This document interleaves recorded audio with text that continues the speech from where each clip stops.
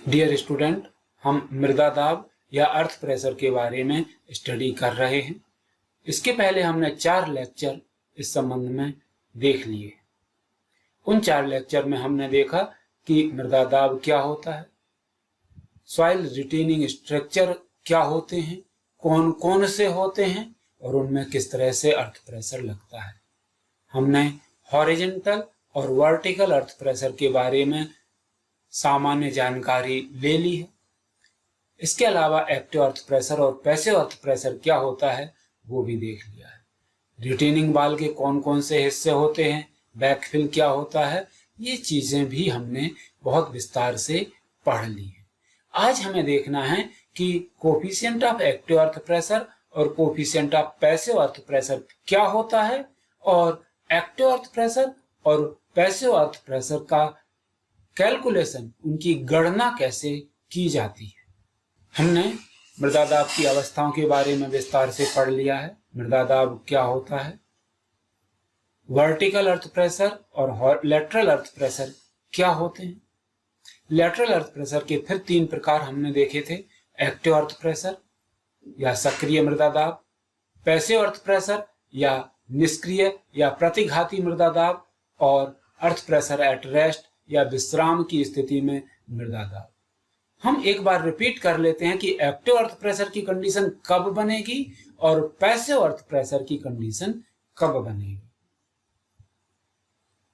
हमने आपको पिछले पीरियड में बता दिया था, पिछले लेक्चर में बता दिया था कि एक्टिव अर्थ प्रेशर तब होगा जबकि हमारी रिटेनिंग वाल बैकफिल से दूर मूव करेगी। जब हमारी रिटेनिंग वाल बैकफिल से दूर मूव करेगी तो उससे जुड़े हुए कुछ मिट्टी का हिस्सा नीचे की तरफ गति करेगा और शियर रेजिस्टेंस ऊपर की तरफ लगेगा। ये कुछ ऐसे होगा, हमारे रिटेनिंग वाल बैकफिल से दूर जाएगी,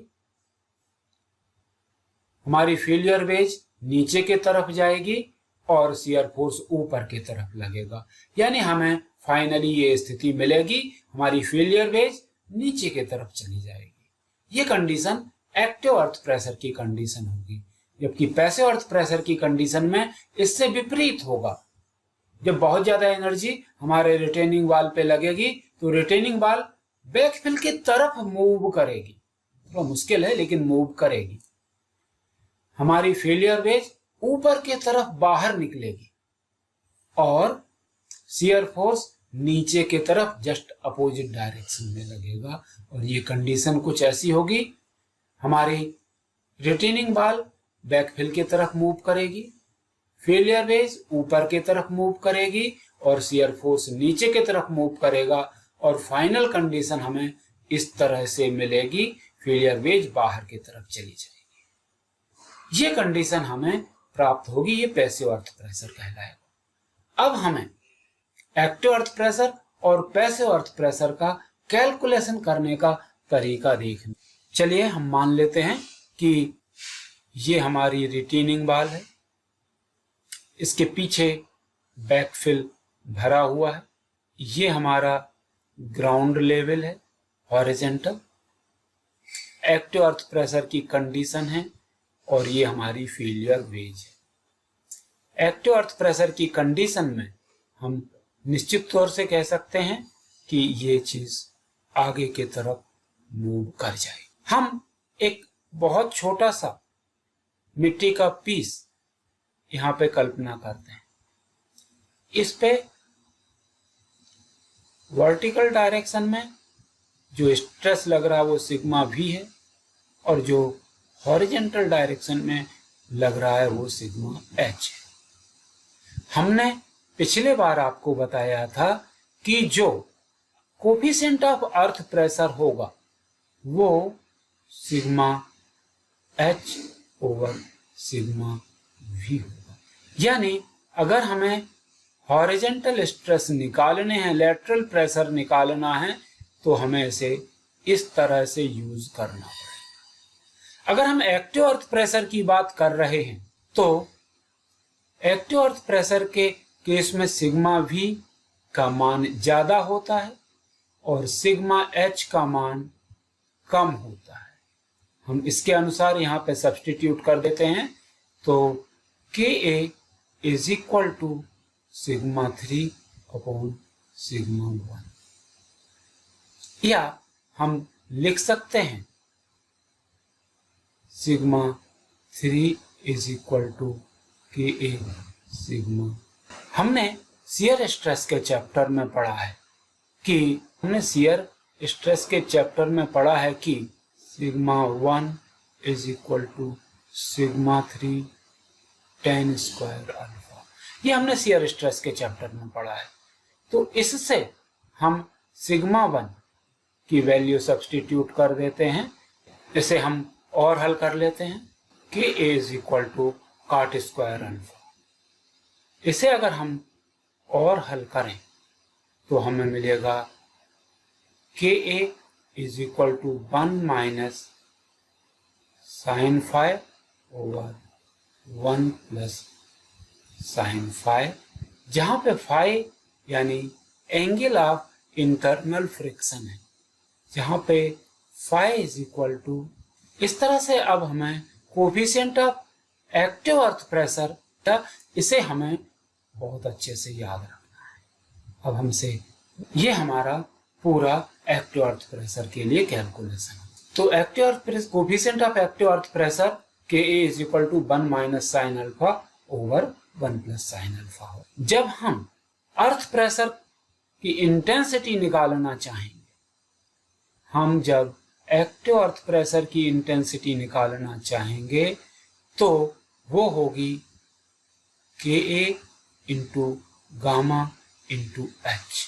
ये हमारी किसी भी लेवल पे एक्टिव अर्थ प्रेशर की इंटेंसिटी हो जाएगी। तो इस तरीके से हम बड़े इजीली किसी भी लेवल पे intensity of active earth pressure निकाल सकते हैं। टोटल अर्थ प्रेशर क्या होगा? टोटल अर्थ प्रेशर यहाँ से लेके यहाँ तक का लगने वाला संपूर्ण अर्थ प्रेशर होगा, जिसे हम इस तरह से दिखा सकते हैं 1/2 के ए गामा इंटू एच स्क्वायर। ये हो जाएगा हमारा। अगर अर्थ प्रेशर का डिस्ट्रीब्यूशन हम दिखाना चाहें तो अर्थ प्रेशर का डिस्ट्रीब्यूशन कुछ इस तरह से होगा। अर्थ प्रेशर का डिस्ट्रीब्यूशन एक ट्रायंगल के तौर पे होगा, तो इसका जो रिजल्टेंट है वो 2/3h ऊपर से और नीचे से 1/3h पे वर्क करेगा। इस तरीके से अब हमें अर्थ प्रेशर की, टोटल अर्थ प्रेशर की लोकेशन भी पता है और इंटेंसिटी ऑफ अर्थ प्रेशर किसी भी हाइट पे निकालने का तरीका भी पता है। इसके बाद में हम पैसिव अर्थ प्रेशर के बारे में देखते हैं। ये हमारा एक्टिव अर्थ प्रेशर के लिए संपूर्ण कैलकुलेशन है। हमने वही किया जो भी आपको दिखाया था। अब हम पैसिव अर्थ प्रेशर के लिए इसी तरह का कैलकुलेशन देखते हैं। ये हमारी रिटेनिंग बाल है। रिटेनिंग बाल पे फोर्स इस तरह से लग रहा कि इस तरफ मूव कर रही है। ये हमारी फेलियर वेज है। यहाँ पे हमने एक छोटा सा पार्टिकल चुना है जिसपे स्ट्रेस कंडीशंस के बारे में हमें चर्चा करनी। ये हमारा ये वाला पार्टिकल है सिग्मा वी, और यहाँ पे सिग्मा एच लग रहा है। हम जानते हैं कि के यानी coefficient of earth pressure is equal to, और पैसिव कंडीशन में K P is equal to sigma H हो, या हम इसे इस तरह से लिख सकते हैं sigma H is equal to K P sigma V. जब पैसिव अर्थ प्रेशर की कंडीशन होगी तो सिग्मा 1 सिग्मा एच के बराबर होगा और सिग्मा 3 सिग्मा एच के बराबर। सिग्मा 1 ज्यादा होगा यानी सिग्मा एच के बराबर होगा, सिग्मा 3 सिग्मा वी के बराबर। हम जानते हैं sigma 1 is equal to sigma 3 tan alpha होता है। इस सूत्र में हम मान रख देते हैं।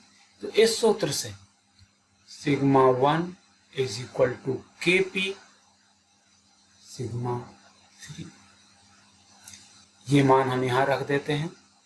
Sigma 3 tan square alpha is equal to KP sigma 3। KP is equal to 10 square alpha हो जाएगा या 1 plus sine phi over 1 minus sine phi हो जाएगा। यानी coefficient of earth pressure KP is equal to 1 minus, इस तरह से हम coefficient of passive earth pressure निकाल सकते हैं।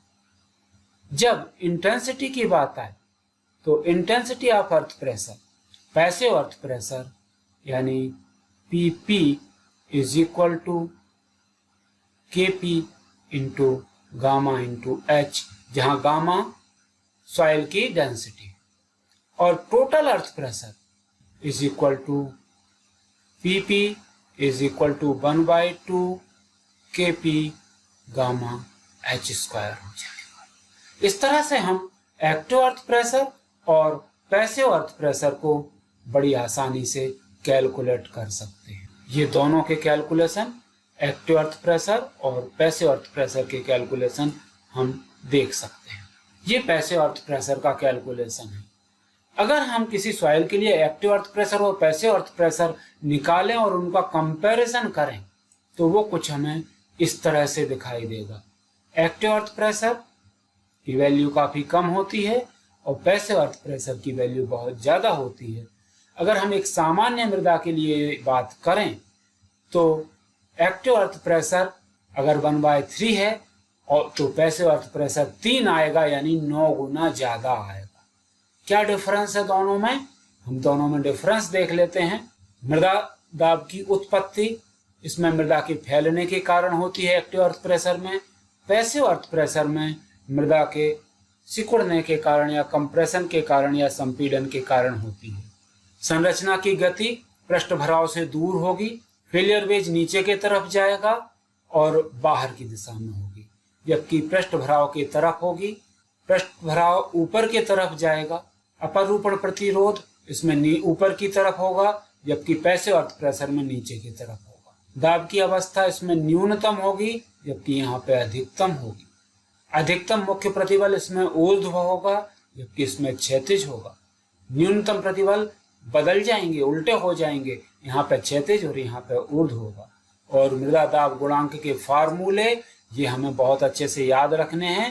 Ka is equal to 1 minus sine phi over 1 plus sine phi होगा, जबकि यहाँ पे KP 1 plus sine phi over 1 minus sine phi. आज हमें इतना ही पढ़ना था, अब हम आगे नेक्स्ट पीरियड में पढ़ेंगे।